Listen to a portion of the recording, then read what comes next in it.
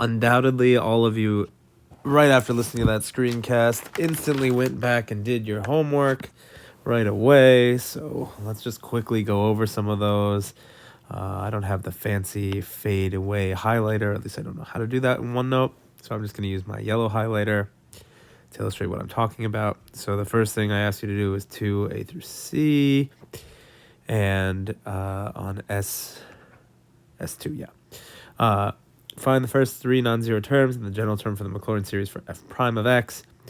And the key phrase here is non-zero, right? So when we take that derivative of 1, we get 0, so that does not count, right? So you should have ended up with something that looked like this, right? Negative 3x squared plus 6x to the 5th minus 9x to the 8th. And then the general term looks something like this.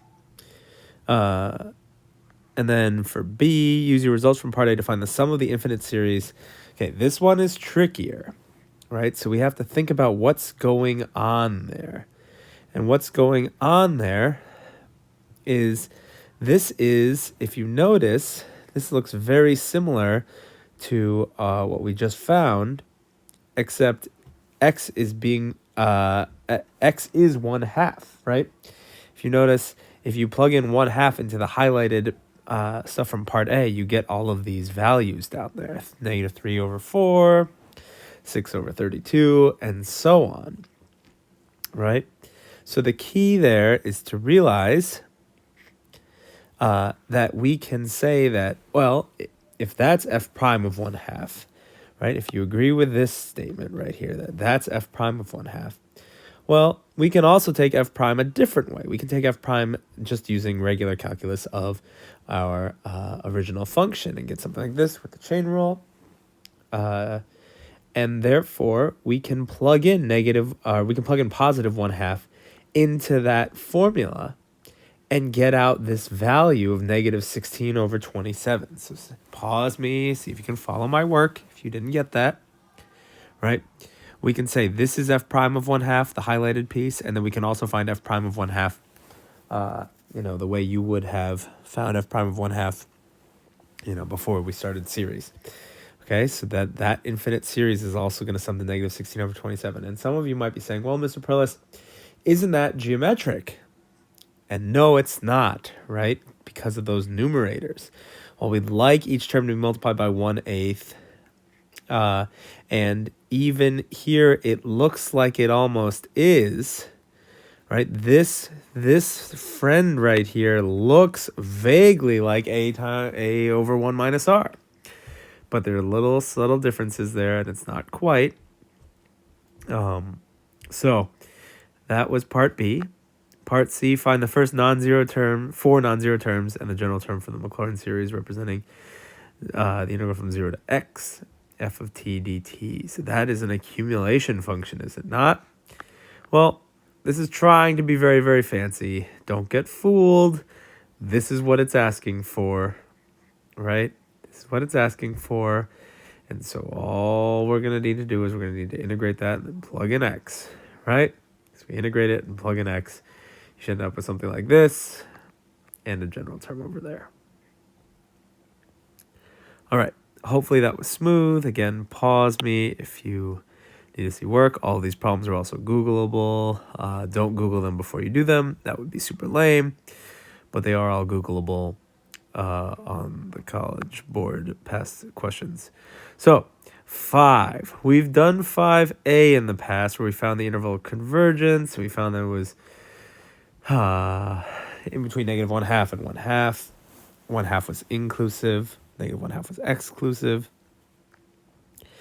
And now we want to do something awful. We want to show that y equals f of x is the solution to this differential equation. Well, got to do a lot with that left side there. X, y prime minus y. So what I did is I found y prime using the skills we had just developed, right? This is my y prime down there. I don't want to reveal too much too fast, right? But this is the expression for y prime that I developed over here. Okay. I then said, okay, xy prime minus y. Sorry, I forgot. Backtrack. Y is this thing. They look very similar. Right, very similar. So I said xy prime, well, that's just this guy right here, minus y, that's just this guy here. And if we were to subtract those, we'd end up with something that looks like this. And again, we're subtracting infinite series here, so we have to be a little bit careful with our dots and our minuses and our pluses and everything of that nature. But this is geometric with a equal to 4x. Why did I write 4x squared? Oh, no, a equals 4x squared. Sorry, r is negative 2x. Yes. Got my wires crossed there, and we're left with this thing, right? Because that's what that is. Geometric series, it's going to sum to a over 1 minus r.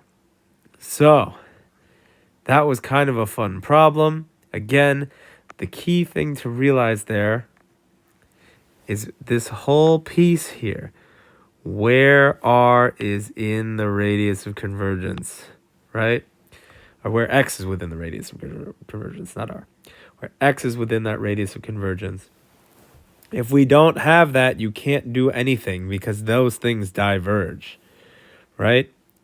If we're not within that interval, we can't do anything. So keep an eye out for that.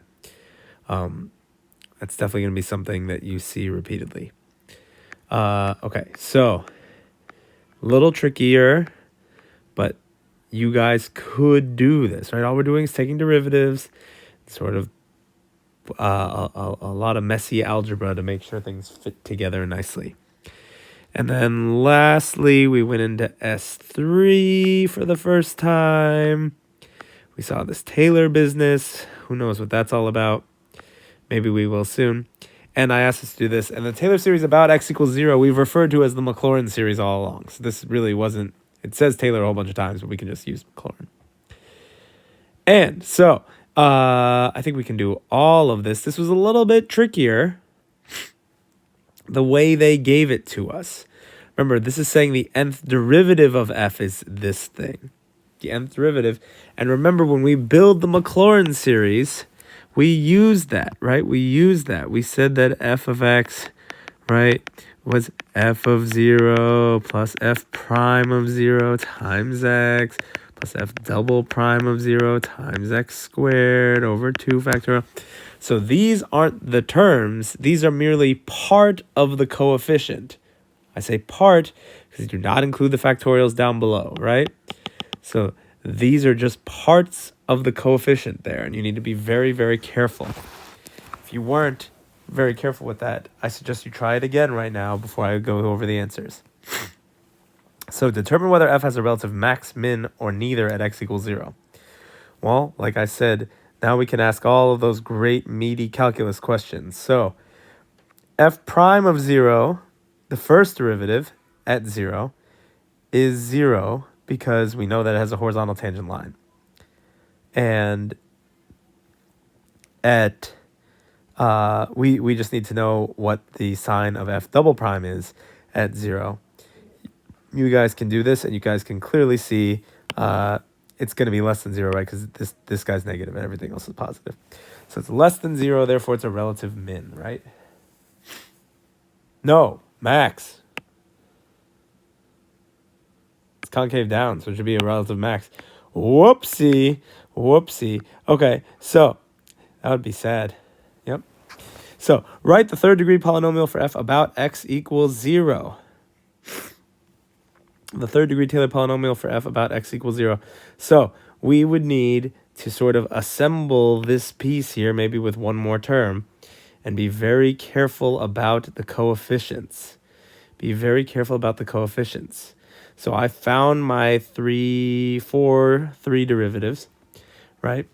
And then I sort of pieced them together and came up with something that looked like this.